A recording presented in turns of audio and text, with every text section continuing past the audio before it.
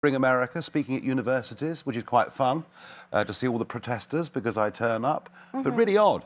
It's not the kids that protest, it's the professors. What are they protesting against? Well, we've got a bit of a problem in this country and in America with free speech. You know, anybody that's got a sort of vaguely conservative, right-of-centre view is treated by many as being the complete devil. And yours truly is quite near the top of that list. Ah. Is that upsetting? I mean, you're sitting there smiling, saying this, but... I think it's worrying. I think it's worrying for our younger generations. You know, they should be brought up to understand there are different people with different points of view, and, you know, they're equally valid points of view, and you make your own mind up. I think... Do you allow that at home? Are your children allowed to have a point of view that's different to yours? Well, they've all got different points of view, to me, Yeah, believe so me. you have freedom of speech in the Farage household? Of course, you know, and of course. But, I mean, when you think about it, university should be all about young people being exposed to different ideas and making their own minds up. We've kind of got a bit of censorship going on out there, so...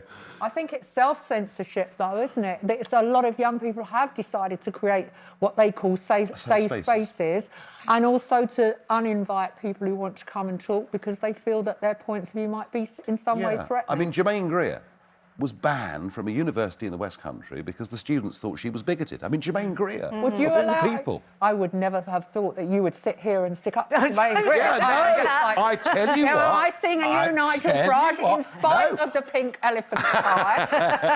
I like Germaine Greer. I've done Question Time with Germaine Greer a few times. I might not always agree with her, but she's a very honest woman who's campaigned for women's rights, and I think actually been pretty successful over the years. Nigel, I've seen you out and about on the circuit now. I actually saw you at quite a big showbiz party not that long ago. You probably didn't notice me, but you were actually... No, I can't remember being at the party, that's the problem. Yeah, I can remember.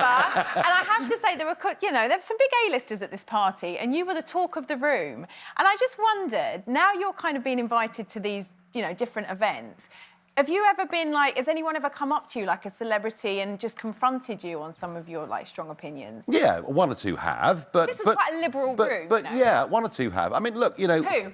We've got... No, it wouldn't be fair, but... Of course it's fair, we want to know, that's what I mean, we've got this situation, haven't we, where, yeah, you know, so much of the acting profession, for example... think Brexit's the end of the world, that President Trump means the sky's going to fall. But that's what I mean. You're walking into these rooms where you know they're full of these people. That but I've been... And you don't mind. I think you kind of enjoy it a little bit. I've been walking into the European Parliament now for 19 years with hundreds of them in the room hating me, so I'm kind of getting quite used to it.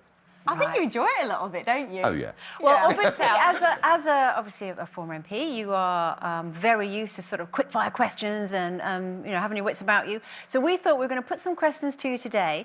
If you'd like, our Speaker of the House is Janet Street-Porter. She's going to press a buzzer whenever she's had enough. Neutral at all times, yeah?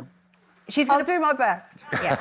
She's going to do more than that. Janet has a bright red buzzer there. Yep. And that's basically when she's had enough of you. Nigel, zip it. OK. So we've got a series of questions. Janet, who would you like to begin? Shall I begin? Why not? And then I've done my question.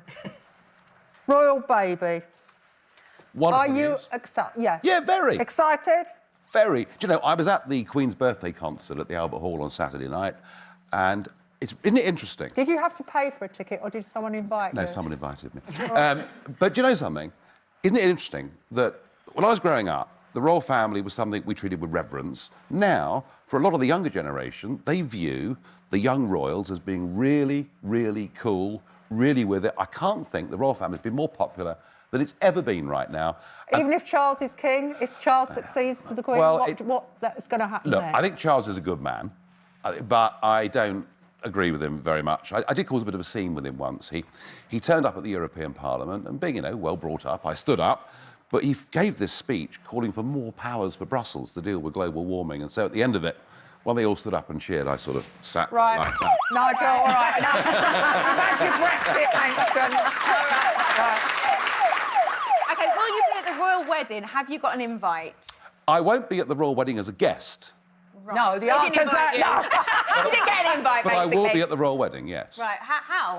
In a journalistic capacity. OK. Oh, OK. All right, lining the streets with your microphone. That kind of thing, yeah. Yeah, interviewing people outside. Absolutely. Will it all be about you, though, Nigel, or will it be about the royal wedding? Don't worry, it'll be about the royal wedding. And what do you think about Meghan and Harry? Anything that brings us closer to America is a good thing. Right. I think they're going to become just the coolest, trendiest couple in the you're world. a barometer of cool and trendy, are you? No, but my kids are. You know, and that's where I get my advice. No, I think it's absolutely great. All right. Very good. Nadia? When was the last time you saw Mr. Trump? March, middle of March. It was a big speech he was giving at a big, thousands of people there. One of his rallies. Very different Donald Trump. It was much more Donald Trump in public than I've seen as I've seen him in private. He even told a joke on stage about his hair and the comb over. Smiles. Well, that's been the thing, hasn't it? All you've seen with Trump all the way through is him going bang, bang, bang, punch, punch, punch. You've never seen the lighter side of Trump, which I've seen on a one-to-one basis. Between you two, isn't it? We get on pretty well, yeah. So have you been giving him advice about Stormy Daniels, the porn star that says she had the assignation with I him? like your joke about Stormy. I've had enough trouble with myself as it is without any of that. Tell me more. Did you talk to him about it? Did you share advice on how to deal with such... No. I've been through a few difficulties like that, so I know it can be very difficult. Did you talk personally with each other, you and Trump, or is it all business and all... Talk about all sorts of things. Take over the world. Talk about all sorts of things, including, I'm always very cautious not to say too much about his conversations, but I will say one thing. He loves the royal family. Okay. He thinks the Queen is the most amazing. Yeah, but he didn't get any invites to the wedding either. No, well, you didn't frankly have the balls to put country before party.